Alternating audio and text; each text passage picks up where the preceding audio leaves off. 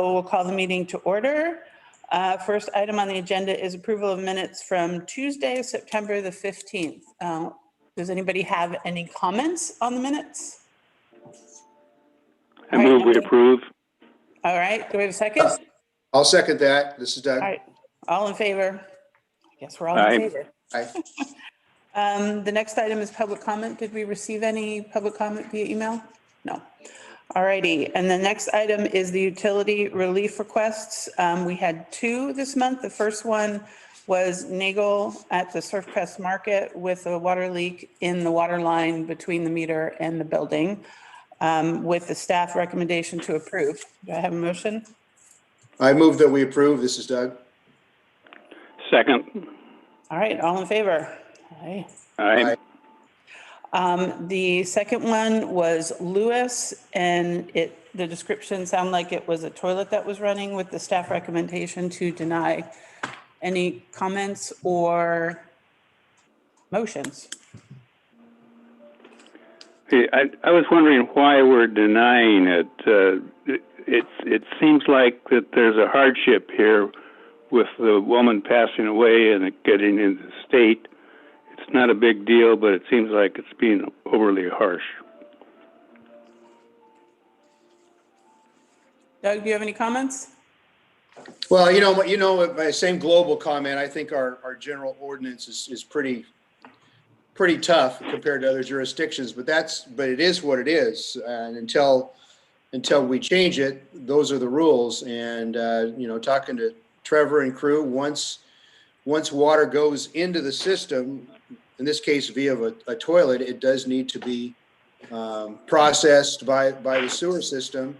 And, per ordinance, we just don't have a mechanism for hardship, even though it's there. This was a situation when I read it that you have a house that's being caretaken by a relative. And I think it mentioned that it comes down every few weeks and checks on the place. And, that's not totally uncommon to have that situation throughout the city, to have, vacant property like that. And of course, there's always the option of turning off the water while you're gone. So I sympathize with the individual circumstances here, but I just don't see where we have any way under our current rule to declare individual financial or circumstantial hardships. And Doug, I thought basically the same thing as you did as I was reading it and thinking that, with what's been delegated to our committee is that, it's kind of a hard and fast rule, and there is no possibility, or there's no avenue there for a hardship other than the customer appealing a decision that we might make here at the committee and taking it to council and then making that sort of decision. It might be a good case for the committee discussing, some hardship type rules, if you will, as a future ordinance change. But I don't see that we have an option at this point other than to deny it based on the hard facts. I would hope when our Go ahead, Karen. meter modules go in, Yeah. people have their Ion Water accounts set up. We're not faced with having to consider hardships because people are monitoring their homes at a different level than they've been able to up to this point. And if they choose not to do that, then I don't think a hardship claim would be in order because they have the capability to do so. And, maybe the timing on this is, I don't know, fortunate or unfortunate in terms of that. And, we're going to be talking about Ion Water next, I think, yes. So that might change that discussion, if you will, with council in terms of a hardship. But at this point, for this particular customer, that would be a valid option for them to take it to council and to have council, make that decision in terms of a hardship case. Yeah. Yeah, I agree with you, Carolyn and crew. I just don't think we have the authority to go beyond the current rule. It'd have to be some form other than our committee. Would it be feasible? Hang on. Go ahead, Les. I've been on this committee longer than all of you put together. And one of the reasons the committee was formed was so that we could be benevolent if the committee felt we should be. And I still feel that this is a hardship at a very difficult time, and it is a time when we can be benevolent, and the city's not going to be broke by denying this claim. Okay.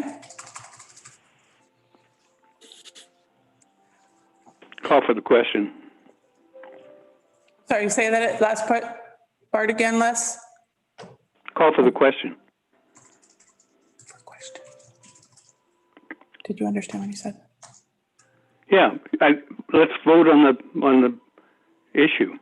Okay, do I have a motion on this request? And again, the recommendation from the staff was to deny. I move we reject the decision. Staff recommendation. Do I have a second on that? Okay, we have no second on that, so that motion fails. Do I have a different motion? Can I offer something? Yes, Karen. When finance receives a call from someone saying, they have late payment on their water bills or whatever, Lori has the capability to tell them she'll waive their late fee if they get set up on automatic pay. Would it be appropriate in this scenario that if we take it to council and or staff's telling the committee that if we were to contact this customer, give them one of the new meter modules, have them set up an Ion Water account, that we will work with them on the financial aspect of this particular leak. But they have to get set up on Ion Water, and they've got to utilize that account, monitoring their situation. It's kind of like Lori says, I'll waive your late fee if you get set up on automatic pay. We could say, we can work with you however you guys want to do that, whether you give them 50% off of their forgiveness or you waive, the whole thing that they're asking for.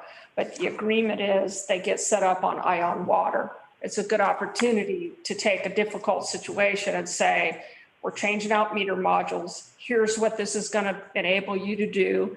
If you get an account set up, you utilize it and monitor it. We'll work with you on this. But what does that do with respect to the payments that would be required if their request is denied? Well, in that scenario, you would have to agree to honor their request if they get set up on Ion Water. Kind of like what Lori does with late payment. She waives it if they get set up on automatic pay. It's similar to that kind of thing. Now that's up to the committee if they want to do that or not. It's a way to incentivize the use of Ion Water and our new meter modules. Or if you want to be consistent across the board, you say no. Well, I just remember that we've had situations in the past where people have presented a pretty compelling personal story, and we've really stuck to the letter of what's been delegated to us. And, so it becomes very, I don't want to say ambiguous, but it becomes very personal decision in there in terms of that particular case, how much it touches you. And then you start going down this path of, well, let's go away from what we have in our ordinance. So I'm still torn on this one. Doug, do you have any comments? Yeah, my thought process is the same as yours. Like I said, I think our ordinance is overly restrictive. It doesn't have enough flexibility, but it is our ordinance. And I can't remember in the time I've been on the committee, we've ever looked at anybody's individual financial or family situations in relation to granting any relief. It's always been 100%, right down the line. And once you do this one, if you do this one, you now have the camel's nose in the tent.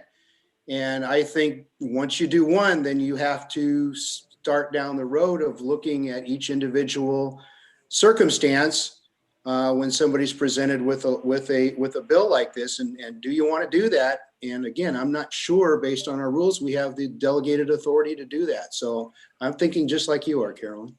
What about the option of, and again, this is going a little bit outside of what we would do here, but to ask this customer to bring that story straight to council without us necessarily saying yay or nay, basically saying our rules don't allow us as the committee, our ordinances as they stand right now don't allow us as a committee to override the rules, but council can and encourage the customer to take the story to council for them to make a decision on it.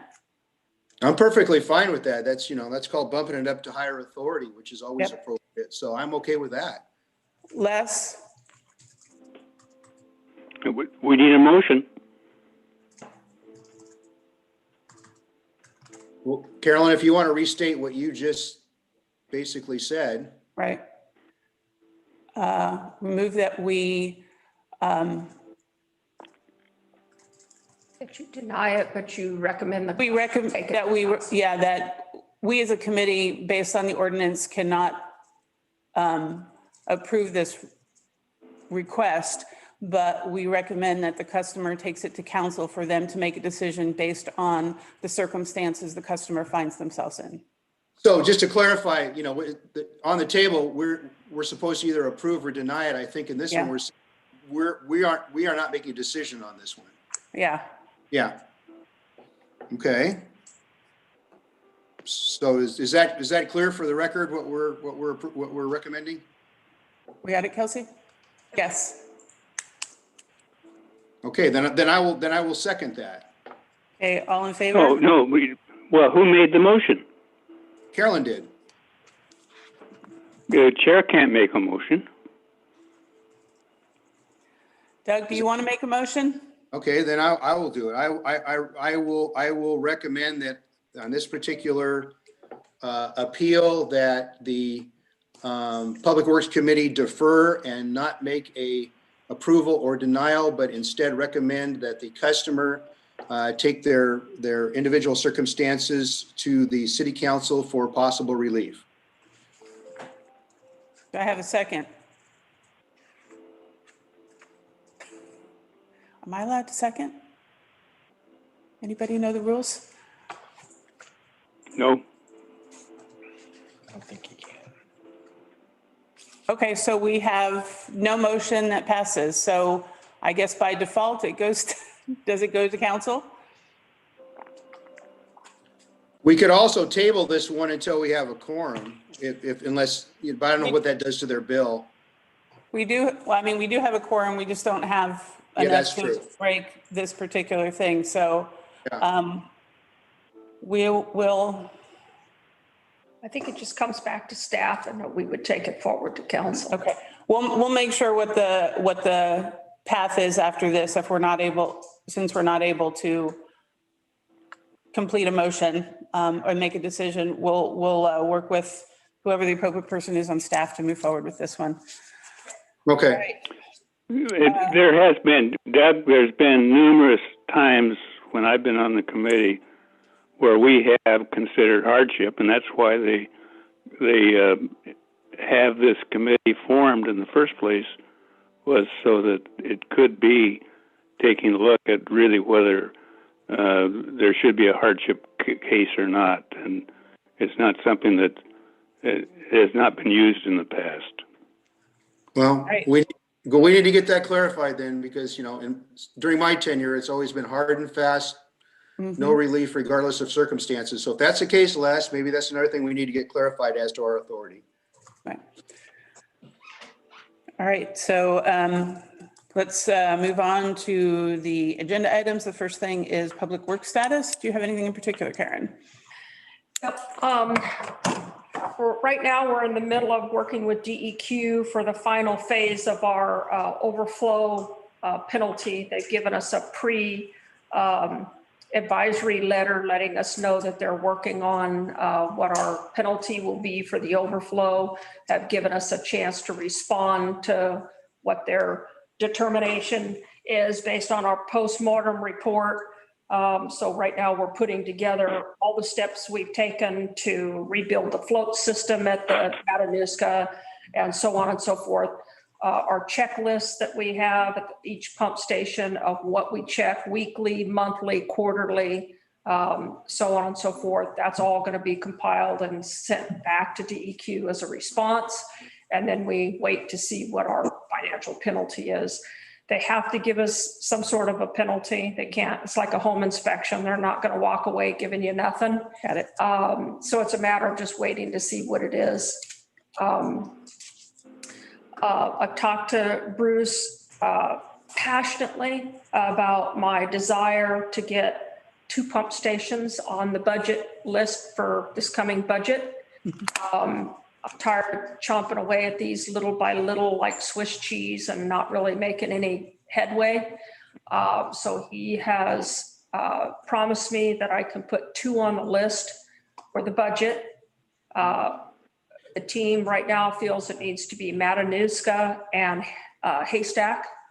We have a new flight controller panel for Haystack, and we have all the maintenance that needs to be done there. We have some pre-engineering already done, so we know what the cost is going to be. And it's a matter of getting Haystack out to bid and knowing that we can fund it. So what has to happen at Matanuska? You said Matanuska and Haystack. At Matanuska, we want to bring the controller panel up to date, and it still has the blinky light on the building. We want to get all that brought up to speed and get us going in a direction of SCADA, like what our master plan says. The flight panels have the SCADA capability. We don't have to pull the trigger on the full SCADA when we purchase the panel, but it gets us going in the steps of that direction. And do all of the lift stations need similar upgrades, or are some of them already upgraded? Some of them already Some up. are already upgraded. That's what I mean, that we have chipped away at this Okay. by little, Done the by easy hook or crook.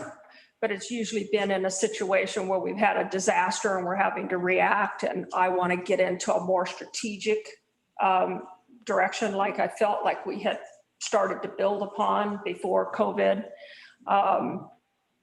So right now it looks like it'll be Matanuska and Haystack. Matanuska, because we already know we're getting the money for the cover. This is the ideal time for us to do the upgrades, and that pump station will be in good shape. And that pump station really is the final one for everything that's south of like the S curve, right? Everything comes through that. Yep. And so I would feel kind of like what we accomplished at Maine, where you've got one pump station that is in good shape.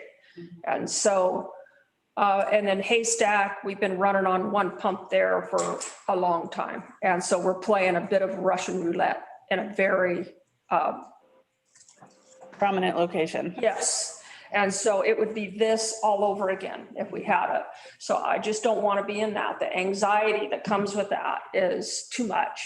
And I don't want to see us have another mishap. So how many of the stations are already upgraded to the level that you're I'll get you the spreadsheet. I think we've got Maine? 2. We've got Midway that's been upgraded to a flight panel. Ecola that has a flight panel in it. Main. Maine? Maine. Okay. And so we're making headway, like I say, but it's painfully slow. So it's like, it's so fragmented. We're really not taking a pump station and doing complete upgrade to get it to the 21st century and then moving to the next pump station. That's what I want to do. So Sorry, let me make sure I understood that. You want to do like the full upgrade to, I do okay, got it. want to feel like we've gotten one pump station completely where we want it to be. And then do another one. And that's why I told Bruce, we've got 9 pump stations. If we did 2 a year, And we were able to do everything that we want to do, not just the flight panel, but the other thing, rebuild the floats, whatever else we need to do in that pump station to get it up to speed to where we really feel like it's in good shape and we're good for the long haul. Now it's just a matter of maintenance. But yeah, it's Okay. time we have to do something, you know. Doug, do you have any comments, or Les? We'll start with you, Doug. Do you have any? No, I don't think so. Les? No. Okay. Are you guys good with with Matanuska and Haystack being our choices based on the situation we're in and where we're at with the upgrades we've been able to do? Yeah, given that 3 that you already listed, if those are all done, it seems like Matanuska is a logical one. And then, as you said, Haystack being right where it is probably a wise decision as the next one to The other go. thing I'm doing is I'm chasing federal FEMA money. One batch of money that's $600,000 that is available, could be available to us. There's a second batch of money that is anticipated to come out. That's also from the feds, and it is the shovel-ready money we've been talking about. What I'm pursuing on that is not only pump stations, but particularly Midway, since it already has the flight panel in it and we've done all the upgrades, is to get that permanent generator there. And then the second one would be Siusla, Right. that was on the list for permanent generator. And so those 2 pump stations were chasing some of that shovel-ready or FEMA money, whichever I can get my hands on. Generators. For generators. Mhm. And so with the FEMA money, it's a match type money. So they do 75%, we'd have to do 25%. And so I need to see what that's going to mean to the city financially, how we come up with that other 25%. And sorry, go ahead. Given your goals for next year, are you anticipating there's going to need to be a rate increase to? Wait a minute, say again. Are you anticipating there needing to be a rate increase to fund the projects that you're talking about? I won't hold you to the answer at this point. City manager about that. Okay. All right. Punt. So those are the things that I'm aggressively chasing right now.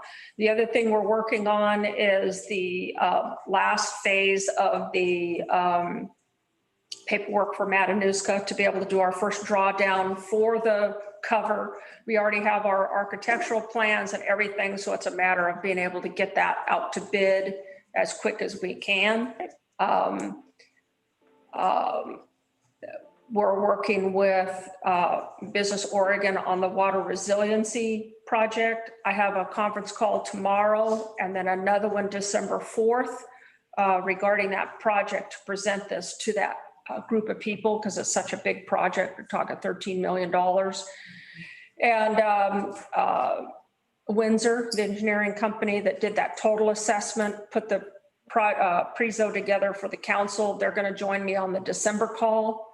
And so that's in motion.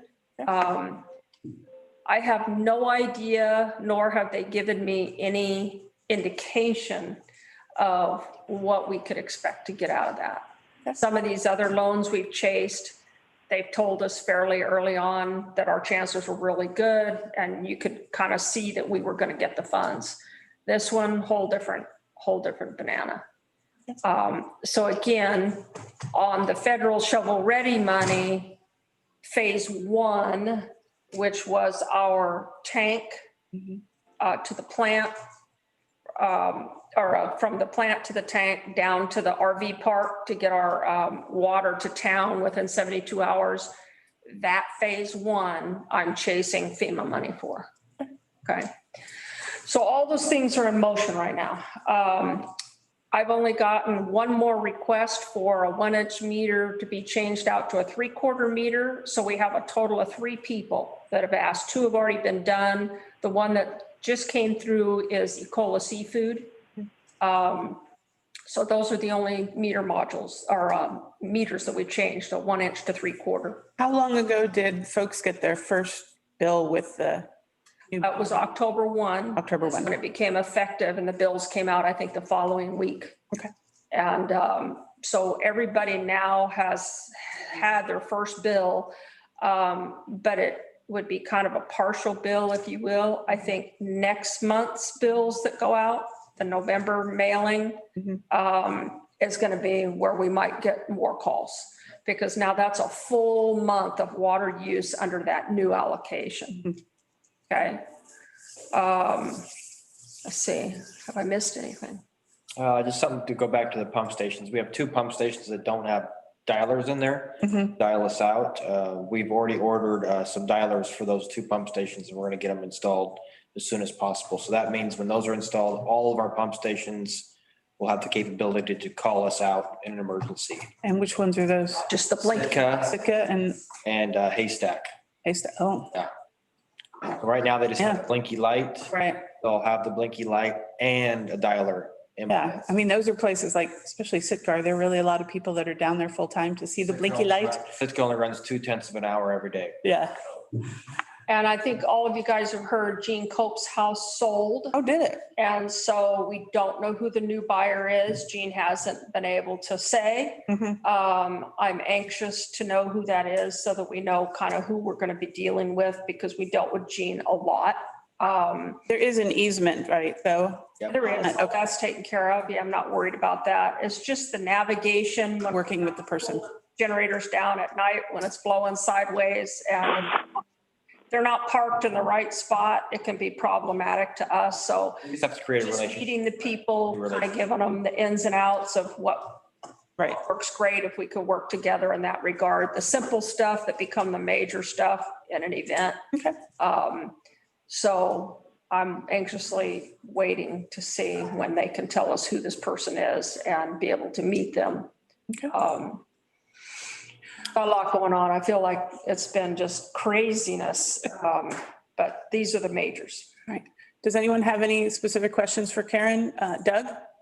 No, just a positive editorial comment, appreciating the effort of you and your crew in chasing and procuring all this third-party money. That is tremendous. It's huge. It's wonderful. It's great. I can't use enough adjectives to praise that, because, you know, that's just less burden on the city budget and the citizens of Cannon Beach, that you make that effort to find these available third-party money. So thank you for all that effort.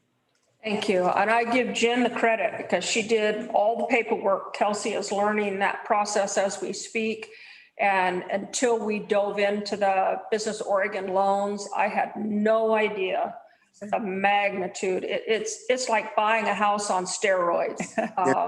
And the process is very, very difficult. And I can see why a lot of people just don't chase it. They don't have the staff to do it. The amount of hours that Jen and I, but mostly Jen, has burned up on this has been unbelievable. Well, thank you, Tara, then too. Les, do you have any questions for Karen? No. All right. Next item is the meter module change out project status. Karen, do you want to give us a current status? So I've asked Daryl to start giving me a monthly report. When we do the one-on-ones for their work plans, he's going to start bringing me a report. He tracks every single address that he changes out. And they pretty much followed the colorful map that we gave you guys in the beginning about the zones and how they were going to kind of pursue that. But when we get a situation kind of like what you guys talked about on this leak forgiveness request, Daryl will go ahead and change out a meter spontaneously, the module at a location like that, and kind of seize that opportunity to engage the customer and the advantage of getting the Ion Water account set up and whatnot. So he's strayed from that map, if you will, to address these kind of things and capitalize on that. It's going well, pretty non-eventful. They've done their second drawdown on the loan, and so they're progressing just fine, but I'll be bringing you guys a monthly report. I've asked him to give me the address, the date it was changed, and just to give me a snapshot of everything they've done for the month. And so that's kind of where we are. We have about a 37% take rate right now as far as Ion Water.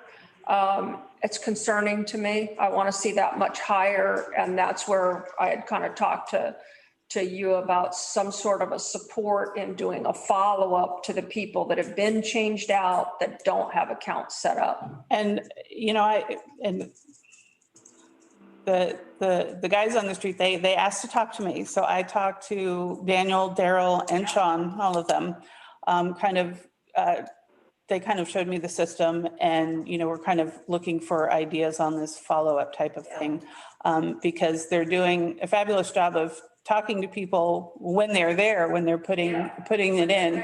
But we know with this community, with so many people not being here full time, that there is a gap in the communication possibility with them just doing it on the install. And I would suggest that you said, Daryl, at the end of each month is giving you a list of here's everyone that we replaced, that at the end of the month, you actually do a mailing to those customers detailing, what's happened, that you have a new meter module, and so that there is a formal communication process in place that maybe points back But they're leaving with them. beyond what they're leaving.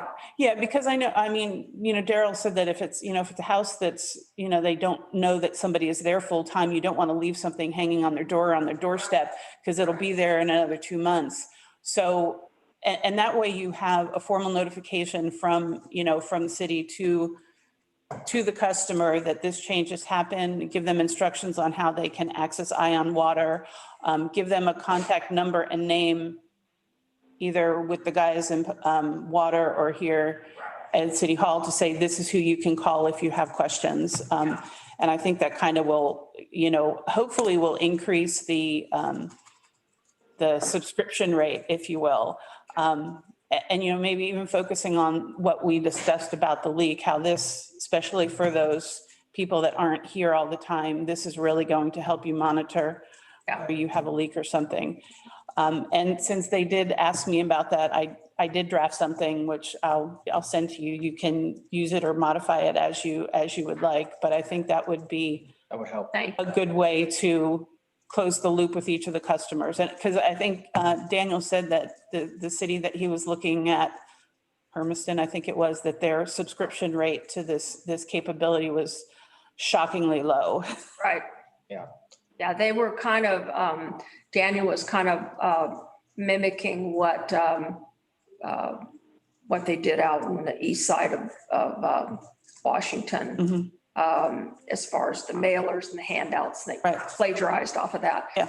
But their take rate was very low. And I just don't know if the follow-up was there. It's a continual follow-up too, It because is. we deal with customers every day about water meter issues. Right. And that's another opportunity, once we're all installed, another opportunity for me to say, hey, let's get you on Ion Water. Right. I totally agree with The you. leak- Leonard. The leak request, I think those at a minimum, we should be jumping on and saying, here's a tool that will prevent this from happening again. Yeah. And I think that the committee should seriously look at changing the ordinance when we are 1 year into having these new modules out there, and we've given everybody good communication, instruction on how to get set up. At the 1 year mark, I think that the leak forgiveness status should be something that it should be a rarity, because now they've got a tool that enables them to watch this every second of the day and know if there's a leak. Let me ask Doug or Les, have either of you had your meter upgraded and have an opportunity to look at Ion Water? Doug's Well, I don't know. I guess that'd be a question for you guys. For example, on my new house, do I have the old module or the new module, do you think? got the new one. Okay, so I should try to figure out how to use this Ion Water, which I just heard about today, because that sounds like a fantastic tool when So you're not now there all the time. Yeah, just download the Ion Water app. It's a free app Yeah. in Okay, the App Store. There's like a And- tutorial that'll help you. Going to give you, you got to put in your account with the city of Cannon Beach, which is available on your water bill. okay, And then it's just going to ask you a bunch of generic questions about your household. And that Okay. kind of sets your parameters for, You can set up alerts that will alert you on your phone or email that says you've had water running for 24 hours. Okay, Doug, I would suggest starting with the website, Ion Water on the website, because you get additional insight on the website that you don't get on the app. My condo was just done about 2 weeks ago, I guess. And as Karen said, you can watch it it's like every 15 minutes, you get basically a reading. It only updates twice a day. But you get a really detailed insight into how the water usage is happening in your Okay. house. so my meter would be about a year, actually, it would have been installed about a year ago, early in the construction, so I would still have the new module then. I believe so, Doug. Yes, I believe Okay. so. you do. Okay, I'll tell you what, I'll give it a try, and I'll be kind of a guinea pig, and I'll report back at the next meeting if I was successful in getting this set up. Thanks, Doug. Yeah, and I think that's a really good case in point. I mean, Doug's part of our committee and, I think there's a gap in the communication that's happening. I would suggest also thinking about something going on the website, front page, something about Ion Water. Maybe every once in a while doing a post on Facebook. Just those things, different ways to get things out there in the community, and so that people are more aware of this and understand what it can provide to them. Do you think that the Facebook stuff should happen after everyone has the peer? We kind of held off on the. Because if Facebook you and introduce it website. now, people that don't have it, Yeah, they're Are going to want it. I just think that's, Yeah. Okay. mail letters, I think is great with who has it. Yeah. But my personal thought on it is because people are going to see that link Yeah, and I'd like to click wait on it, till and we're but I about don't have halfway one through yet. the community and then start When it doing. becomes old news, Greater blast. they do get it. Right. I don't know, that's just my thought. Quick technical Remember- question. Quick technical question and kind of a dumb question. Is that ION? No, it's EYE on. EYEON Water. It's all spelled out. Oh, Yeah, okay, you it's like, If you just Google it, it'll pop up. Yeah. okay, thank you. And I agree with Carolyn, the website is much more user-friendly and informative than just the app you get on your phone. Yeah.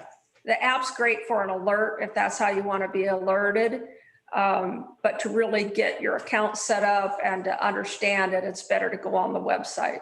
Yeah, and when I look at mine on some days on the app, it'll show me like 8 PM and then it won't show me the 9, 10 or 11 read, even days later, but the website was. So there's some, Nearly as much on your phone as you do on. the Once you get the continual data, once you have some months of yeah, data, it becomes a lot easier to.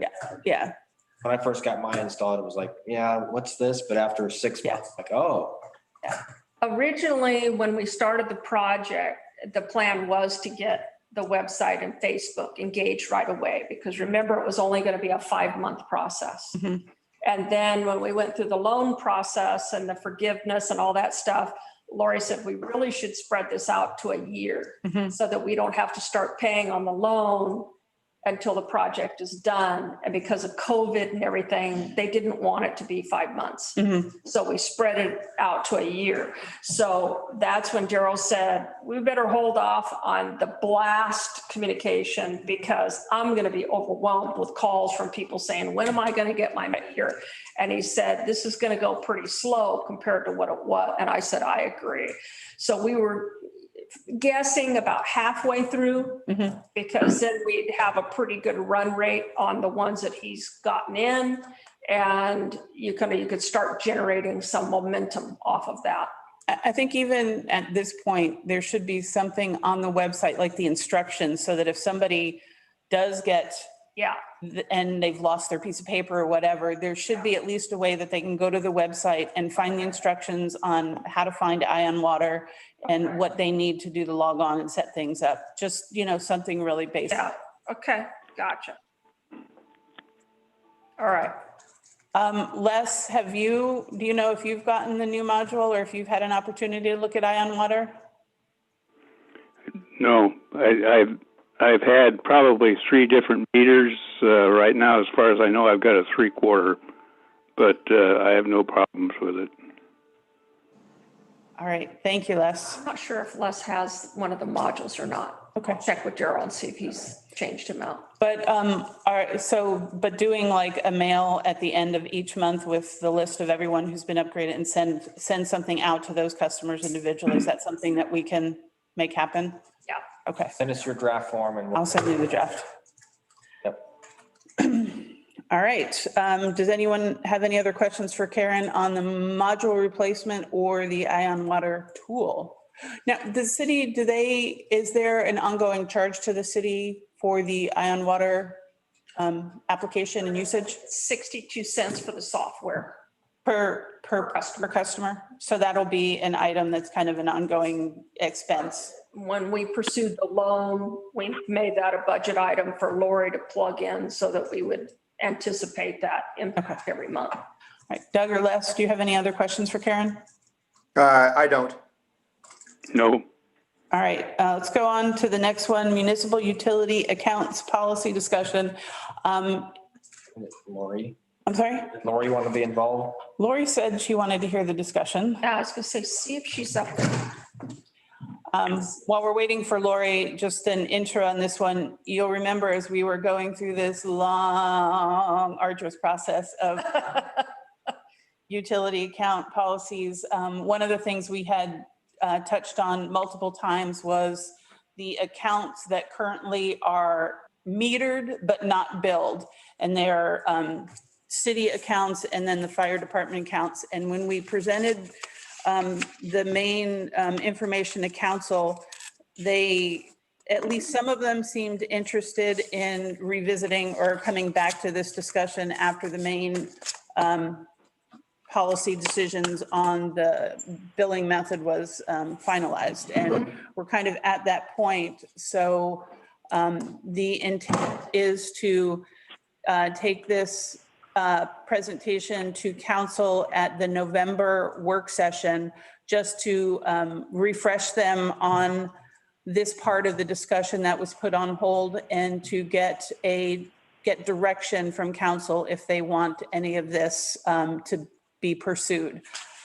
In the package, there was a draft of the presentation. A lot of it was just background information for the council in terms of how many meters and accounts we're talking about. It's on the order of 40, kind of grouping those accounts into types of accounts. You've got the public restrooms, you've got parks irrigation, and then you've got all of the city utility service facilities, the wastewater treatment plant, the public works yards, and then the two office type of things. You have the city hall, and then you've got the fire department. Does anybody, did you guys get a chance to cruise through the presentation? And do you have? Carolyn, I went through it. One thing that I think should be added is we've got state parks in there too. Mm-hmm. And we build, I don't know whether we build Tolovana Wayside or not, but I know we build Ecola Park. Yes, we do. We bill both of them, Les, for both water and wastewater. They should be shown. We can make that point that we do bill them. I think we were focusing in here on the accounts that were not being billed, but I think it's a good point that we can make that we are billing state parks for their water and wastewater usage, although we are not billing the Tolovana Wayside for storm. Really? Yeah. We need to fix that. I know. Thank you for that comment, Les. I think that would be a good point of comparison, if you will, for them, that we are billing that state agency. Doug? Yes, I did go through the presentation. A couple of things struck me. I got a technical question at the end here, but sort of on a global basis, I'm looking at these various categories of what these functions are, who these people are, and a couple of things struck me. The vast majority, well, not the vast majority, but certainly the majority of usage is from public restrooms, which obviously under our criteria, not only is it water, but it has a substantial effect on sewer. And then you look at the other ones, the fire department, city hall, and so forth. To me, there might be a distinction between sort of inherent government functions like running city hall, the fire department, the park, and those that are a little bit discretionary. Certainly providing public restrooms is important because the consequence of not doing so wouldn't be good, but it is a, I don't know, I think perk is too big of a term. So, but you have this function that's a little bit outside inherent government function in my mind in providing a public restroom, and it's a large consumer of water. So my mind in the beginning here is that maybe that should be bifurcated out in terms of really looking hard at billing. The second technical question is I want to make sure I understand, because these items aren't billed. I mean, obviously they're paid for one way or another, but if they were billed, then the cost or price or the revenue would go into the water and sewer department as opposed to the general fund. I just want to understand the financial consequences of changing this. So let's talk about the restrooms to start with. If they were to be billed, that would be revenue that would go to the water enterprise fund and the wastewater enterprise fund. Okay. And the way that would be paid theoretically is money would be coming out of the general fund, because the general fund is where the restroom services, if you will, are kept. So basically under that category in the general fund, that's where we pay for the care of the restrooms, the people that come and do the cleaning and the maintenance. It all comes from a fund within the general fund. So this would be an avenue to pay for this service out of the general fund, and the beneficiary, if you will, of those funds would be the water fund and the wastewater enterprise fund. Okay, I get it. And I think you hit on the point there about talking about the type of service on page 3 of the presentation, where it kind of broke the meters down into different types, if you will. So the first one was public restrooms, which kind of stands alone. I mean, that's a particular service provided. And then parks and irrigation, to me, that was a little, well, that's for the benefit of the locals, and it's a benefit for the tourists, to keep our parks looking nice. And then the utility service functions, these are kind of, I would call them all internal to public works. It's like, you've got the wastewater treatment plant uses a lot of water. So in that particular situation, you'd be transferring money from, if you will, from the wastewater fund into the water, because wastewater would be paying for water. It's an administrative shuffling of money. And, I kind of wonder, does that rise to the level of something that we want to do? I mean, there's a lot of money moving around there within the different, public works funds. And so that's why that was kind of separated out as a different type of meter. And then there was the city hall and the fire department. And I think this presentation kind of laid out the data. And then at this point, the discussion or what we're looking for from the members of the committee is what would be your recommendation to council in terms of which of these types of meters should this committee recommend to council to, say, well, we need to build those particular types of meters and move that money around. Well, I think you kind of know where I'm leading. Public restrooms, 263,600 cubic feet of water, 45% of non-billed usage. The rest, I think, as you were basically concurring with me, is somewhat just inherently part of operating government. And but the restrooms are, I think, a different animal. And they're the biggest user. I would preliminarily recommend that's where our focus should be, and maybe our only focus in terms of considering billing an account. Okay. Les? He's off. He's off? Yeah, so dropped off. I don't know if we can really continue then, really. I don't know if we really can continue. Or if I should try to Try to call him and see if he purposely got off or if he got thrown off.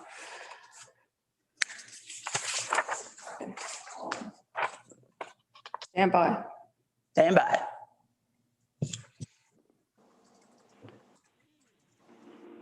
Hello. He's back on. There he is. Back on, Les? Yep. Yeah, you ran my battery out. Oh, no. Sorry about that, Les. So Les, I don't know how much, when you dropped off, but this is Doug. I was asked, my impression on the presentation and so forth, and I had just sort of made the case that out of all these functions, the one that stands out in terms of usage is the public restrooms, 263,600 cubic feet, 45% of non-billed usage. And in my mind, the other functions are pretty much inherently part of operating a government. The public restrooms are nice, they're a good feature, but they're a little bit outside of that animal, if you so to speak. And so given the amount of usage and the nature of that function, that I think if we're gonna look at billing something, we should at least preliminarily focus on that one in terms of possibly being billed. I don't know when you dropped off, but that's probably what you missed. Doug, I agree with you. I think the restrooms are a special case. They were actually the first additions that we made to the wastewater system. Was the two public restrooms, and they're primarily a function for the visitors. To me, I think the downtown business community should be paying more than they do for that service, but that's something that could be looked at. But they're a big expense, more than just the water and sewer charge. Just maintaining them is far beyond what a resident should be paying. And what I'm hearing, that both of you are kind of in agreement that the restrooms really should be billed. And as you noted, Les, the source of that theoretically should be more, driven by the downtown or paid by the downtown businesses. But that's not our decision as the Public Works Committee. I think as our decision or our recommendation would be that somebody should be charged for that, and it's up to council or making other staff making that recommendation of where that money is coming from. And I think the upside of having it listed directly under the restroom part of the general fund is there's a complete picture of the cost that it takes to provide that service for our visitors. And now there's a part of that service, namely the water and the sewer, that is hidden because it's not billed and it's not out there black and white in the budget. So I think we're all in agreement on the restroom that definitely, we should definitely recommend to council that be billed. And I think, Doug, what I heard you saying is the rest of the items are more kind of what you need to run the services. I think they're part and parcel inherent governmental services, the rest of them to a large degree. Okay. Les, do you have a comment or a recommendation for the other ones? Well, I agree on the billing of the sewer and water. I do think we ought to take a look because it is a big expense to maintain those restrooms and replacements and such additions. And I think the council or a finance committee should look at where we've got that allocated to. And I'm not sure that it's a general public works type of an expenditure that shouldn't be somewhere else supported in the budget. As a resident ratepayer, I very seldom use those restrooms. And I totally agree with you, Les, and maybe I misspoke, but all of the other expenses for the restrooms, the replacements, the servicing of them are under the general fund, not under the general public works fund. They're under the general fund of the budget. So it's a common expense for the city. So they are all grouped together. If we add the water and wastewater, they will all be grouped together in that area, and not paid directly by the users of water and wastewater, but is funded through whatever general money comes into the city from its various sources, including lodging tax dollars, citizen taxes, business taxes, all of those general sources of income. It'll be balanced against that. And that's, as you said, maybe that's something that the finance committee should be looking at, and, to kind of figure out where that's coming from. And if there should be an additional income source that's coming from the downtown businesses, again, that's beyond the purview of this particular committee. But I think we're doing our part by putting this expense with the other ones so everyone can see what the true cost of keeping those restrooms are. Yeah. I think the parks is, it's a slippery slope, because if you're comparing it to Tullivana Wayside, they have public bathrooms there. Right. Our downtown park does not have a public bathroom, but Les Shirley does. So if you start splitting hairs and you say either do all parks, or you're only going to do the parks that are on par with why we're charging state parks because there's a bathroom there. I see where you're going, but how deep down you want to get in parsing out, because I think the parks ought to be addressed, simply because the wear and tear on those hose bibs alone, I can just tell you, tourists are using those parks as much, if not more, than our locals. And I couldn't tell specifically because there are a lot of different accounts there, but what I was seeing on the parks ones was majority the irrigation for the parks, like the irrigation for Main Park, for Les Shirley, and then there's the hose bib at Les Shirley that a lot of people use that one for their dogs and stuff. So you kind of get into some, to me, restrooms, I think, and the rest of the committee, it's pretty clear with restrooms. When you start getting into the irrigation, parks irrigation, hose bibs, Yeah. it's a little more, and then, you get into the utility functions for the city. That's When you get into the utility services and city hall, to me, that's almost a cost of doing business. right. But I do think we should take a look at the fire department. I'm tracking that this year. Every time they do a training, I run a report.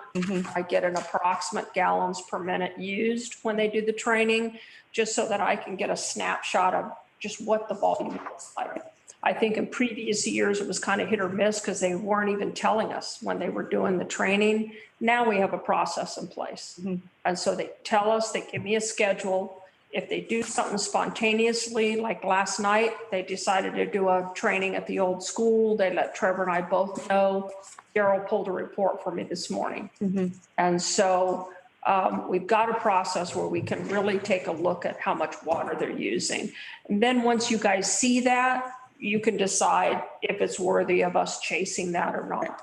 I think looking at least the fire station itself, neither the fire station or the city hall, based on the usage, is really going to make a hill of beans a difference in, the revenue. So there's not a lot of benefit there. And I think, with the fire station, obviously they are providing a critical service for our community. And I don't think that's, something that we need to necessarily go after. In terms of the training, it's great that there's a relationship where you can get the usage and we understand what that usage is. But again, going down the path, and this is something the committee can discuss in the future, but going down the path of trying to bill for that one, I think there's diminishing returns on that. And, given the service that they are providing to the community. Right.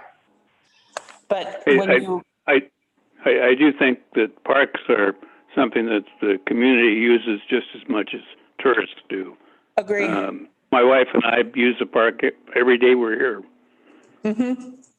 Yeah, and for me, that was kind of a little less clear. So perhaps what we should do, or what I should do for this presentation on page 6, where it's got the options for billing, Maybe I should just change that to a recommendations page with the committee recommending that the public restrooms should definitely be billed for water and wastewater. And the other functions are, the committee's recommendation would be to not charge for any of those.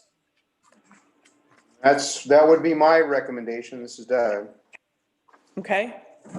Les? Yeah. I think that's right. I think they should still be monitored, but not billed. Okay, so we'll make the comment that they're still going to be monitored, so we'll know what the usage is, including fire. Yeah, monitored for conservation. Yeah. Awareness and, yeah. Okay, and the last thing I had on 6, and this is maybe something that we should talk about. Do we also want to bill those two for storm drain? Yeah. So the restroom should be billed not only for water and wastewater, it should also be billed for storm. I'm trying to figure out why we wouldn't have at the Tullabonna Wayside. I don't know. I don't know why we wouldn't either. I don't know if it was something that was just historically. We talked a little bit about that when I did the handover of the files. And we can talk about it some more. Okay. Are you two okay with that as well, including the storm drain charge for those 3 buildings? Well, isn't that pretty much what everybody else would pay once they're being billed for water? Yes, sir, it is. Well, then that would be my concurrence, yes. Perfect. Again, that's not going to be a whole lot of additional money, but it's just a matter of consistency there. Capturing it. Assistance. Oh. So, and then, It seems like Tullabonna Wayside should be billed for storm too. agreed. After we did all the water and wastewater and that was all resolved and been implemented, I had provided some information to Trevor and Kelsey and Lori from finance on some, what might look like, what are some inconsistencies in the records with respect to storm drain, which they are working on, and the Tullabonna Wayside will be part of that review of information. So, the goal after all of this would be that the files that are, that the city keeps are up to date, they're in conformance with what is in the ordinances, and all of the customers are being treated equitably, and each of the enterprise funds are receiving the funds that are due per the ordinance. And that's kind of the end game on this whole project that I hope we're almost at the end game. All right, so I will make those changes to the presentation that we discussed today, and I'll provide the update to Karen and Kelsey, so it'll be ready to go for council on the work session on the 10th or 11th. I don't know. It's the second Wednesday of November. All right, so the last item on the agenda is good of the order. Les, do you have anything for good of the order? Yeah, I have one, and that's for report back next meeting. We have in the master plan and also in Bruce's plan the compelling need for seismic valves on the existing water tanks. This is really important, especially for the north end tank, because that's 30,000 gallons, and it probably will withstand the earthquake, and the whole city can benefit by that. But even the other 2 reservoirs, if they fail, they'll still have water in the bottom of them, and this is what the seismic valve would take care of. I think at least it ought to be in the budget or brought to the budget committee or Public Works budget for putting in those seismic valves as soon as possible. Okay. Karen, do you have a timeline in terms of when you're going to be narrowing down on what projects you're thinking about for next year, for the next year's fiscal budget? Haven't, other than just our focus has really been on the pump stations, the water resiliency. But I haven't looked at our total projects planning for next year yet. I think that will happen during that process, Les, and I agree with you. I think the seismic valving really needs to be elevated in terms of priority, because, I mean, as you said, you're focusing on the resiliency, but I think we all know that if we go down the path with that project, that's going to be a longer term project. And we really need to make sure we're covering the situation in the short term. So we hope that will factor into the planning for next year. So for the phase one, just so you guys know, for the phase one that I'm chasing for the FEMA money and the shovel ready money, the seismic valves are in that phase one. It's not in our presentation that we did, but it's something that I think is a pretty quick and dirty that we could do fairly fast should we have the money. So I just threw that in there, not with anybody's approval, but just if they're going to give me that phase one money, I figured that'd be a good time for us to do those. But I don't want to lose sight of that as a priority. Yeah. Even if we didn't get the funding for phase one, I do think we should go ahead and pursue that. I think that's very important. Thanks for bringing that up, Les. Yeah. Good point. I do think that you could, Karen, do it in phases too. Even if we did them one per year, we'd at least be making some, and it's not a big cost. Yeah. it Right. is. Good point, Les. So I see Karen writing notes, so we make sure that that stays in the mix is a pretty high priority in terms of getting some seismic valves on all of the tanks. Doug, do you have anything for good of the order?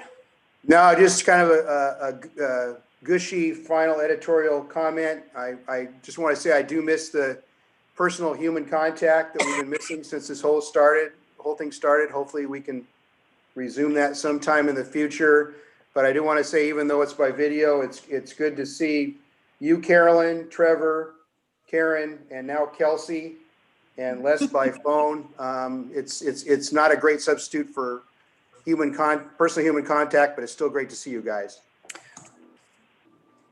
Oh, thanks, Doug. Thanks, Doug. I agree. It's good to see faces. I just appreciate everybody's flexibility and finding a way to keep things moving under the kind of restrictions that we've been under. And we've got some high-risk employees here at City Hall, and we've done extraordinary things to try to protect them, primarily in our front office. So I appreciate everybody bearing with us in not letting people into City Hall any more than we need to. Let me ask you guys, do you have projects that you feel you want me to have as a priority as we plan for next year that we haven't talked about already today? I know that some things are going to be shuffled around already, what I've seen Bruce put out late last night regarding the new elementary school. I imagine that's going to work its way up on the project list. It may push some things that I would like to see infrastructure wise down, but I'm going to try to work hard to not let that happen. Well, why don't you let the committee members mull on that for the month and maybe go back and look at the master plans. And we know Les's number one at least, but let's all come back next month with 2 or 3 items. Yeah. Water, wastewater, storm, what we feel needs to be considered for that list for next year. As different funding opportunities have come our way or have been brought to my attention through various people, Civil West has been good about bringing some things to our attention. They're the ones that brought the FEMA money to my attention. I had not received notice about that. But as other agencies, Business Oregon, such, LOC. And that reminds me, we should have found out if we got our funding, oh no, it'll be by Halloween, our small business allotment on that one loan. I'm chasing so many different monies that it kind of takes some projects out of order, if you will, because it's all hinged on the money that's available. If it's a certain size pot, a good example would be like the seismic valves. If it's a small amount of money and I can pull a project out and attach it to that ask and pursue that money, I'll do it. Mm-hmm. I try not to just keep things in the order and let a funding opportunity pass me by. And so I will always try to run that through you guys to see if even though it's a small project, if you feel there's a better project to go in its place. And I think, you know, balancing that, okay, you can chase this money, so you might have to do project number 7 on the list instead of project number 1. I think, I mean, that's a great approach, but I think we need to make sure that we're not continually passing up on number 1, because there's not a source out there where number 1, we might have to pay with that from revenue sources or whatever. So we just need to make sure that we're balancing those two things. Thing that I'm finding about these various funding sources is they come at me so sporadically, and the time frame is often very short, that it doesn't give me a chance to bring anything to you guys in a meeting to discuss it. And so I end up meeting with Bruce and telling him on the fly what I'd like to do to be able to chase the money and meet the time frame. It's not an ideal situation, but I see that some of these agencies have money sitting on the table and they'll decide to release it. And it's a very fast turnaround. So I try not to let any of those go by, but it makes it extremely difficult to be able to bring stuff to the committee and talk to you guys about it. Well, since we'll talk next week about, or next month about, you know, what the top couple is for each person, maybe that's something that we should talk about pretty regularly in the meeting, just so we keep those projects in mind and they stay, you know, forefront in the discussions as you go through this process of trying to chase all this money. That way we kind of know what's happening with those ones that are top priority. So we'll try to do that. Carolyn, I think really it would be helpful to me and to everyone if we had a better idea of, we had a big rate increase on sewer and water because of the master plan, and we really sold it that the rate increase was needed to do the master plan, not to wait for grants and such to come in. And here we're talking about maybe another rate increase. And I think we ought to explain where we've used that first big rate increase. And it was a whopping thing to sell. It was. Right now, I don't see where we've moved ahead on the general plan. I agree. It was a very large increase on water, 35% increase when we did that increase like in the beginning of 2018. And I think perhaps we need to do a better job of conveying what that money bought, if you will. There were quite a few projects in the master plan that were accomplished. But again, I don't think that information is kind of in the forefront. I think that piece of the, you know, I don't want to call wrapping it up, but basically closing the loop and say, hey, you know, we've, you know, upgraded that water line up Ash, and we put in all of these fire hydrants, and, you know, we've reconnected on the S curves to kind of show that we have, you know, knocked off a number of those projects. I think that's something that is kind of missing in the process, and we kind of need to figure out how to do that less to your point, to kind of convey how those funds that we have asked all the customers to pay have been used. And maybe we can think about some ways that we can do that. The committee could be extremely helpful to us, because I think that's where Trevor and I have felt more taxed or stressed this year in a time frame where everything seemed to be coming to a halt because of COVID. Trevor and I have been 3 times as busy as we ever have been. And it's been an eye opener. I mean, we have not been able to keep up with just the sheer volume and just the sheer paperwork associated with everything we're trying to chase, whether it's funding, reporting, all of our compliance issues. It's been very overwhelming. And if the committee could help us with those kind of nice tie up when we're doing these projects, that you guys are able to kind of help us compile that and get it to a point where we could get it out and to who the audience is that we're communicating this to. I think the audience needs to be the ratepayers. They're the main audience because, you know, they are paying for them and they are benefiting from them. And yeah, there is a link on the website to the master plans, but there's nothing in easy digestible form for a customer or a ratepayer to go and look at and to see that information.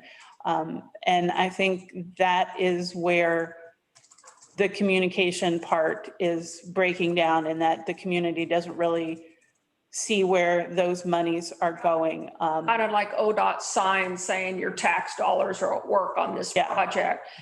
If we, you know, in the spirit of not costing the city money at the same time as we're, you know, trying to do this, we use the website or Facebook or whatever.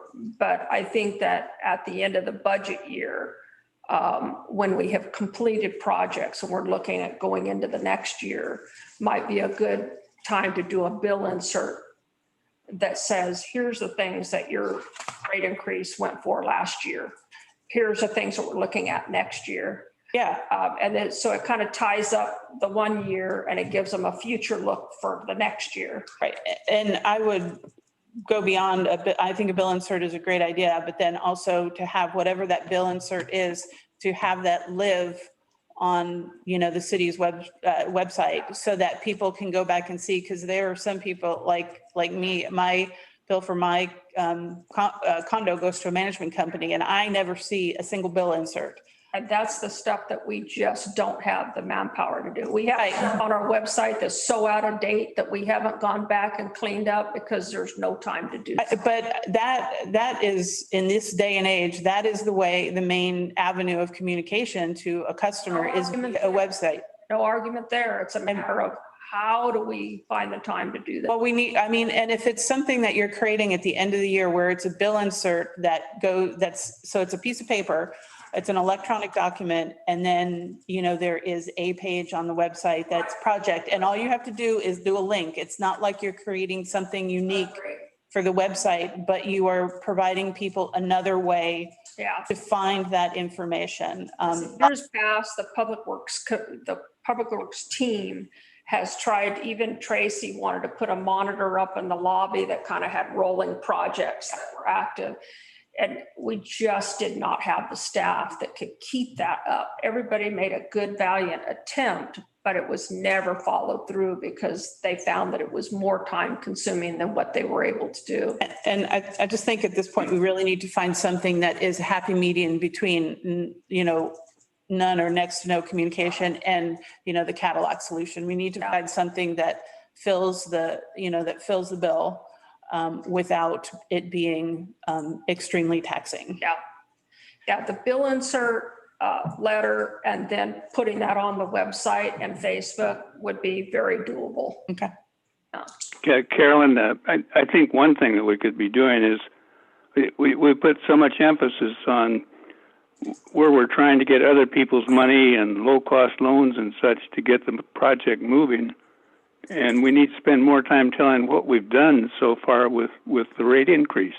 Mm-hmm. Yeah, that's what Carolyn was saying. Yeah, so I think at this point, you know, going back and reviewing all of the projects in the master plan that have been completed for both water and wastewater that were funded by the rate increase, because the rate increase came after that master plan came out. I think that would address the immediate question that you have right there, Les, in terms of what has been accomplished with the rate increases already. And then going forward at the end of each fiscal year, I think is what you suggested, Karen, is that here's what in this last year your income, well, not income. This is what we've done with the money that came in this year. Yeah. It's a Rate increase went. Yeah, it's a very good point, Les, because I think there is sort of to the general public not understanding of what that money has gone to, because it hasn't really been conveyed in a central location where somebody can see it. So I think that's something that we're going to be working on. It's a very good point. I one area that you could is just a story in the Gazette that would periodically update what we're doing. Yeah. Let's all think of different approaches that we could take. And then obviously, we're not going to be able to do them all, but maybe we can settle on one or two things that will fill the bill. Okay, Karen or Trevor, do you guys have anything for Kelsey? All right, we'll call that a meeting then, and we'll next meet in November. Thanks all. Have a good See ya. day. Stay safe and vote. Thank you, Les. Bye, guys.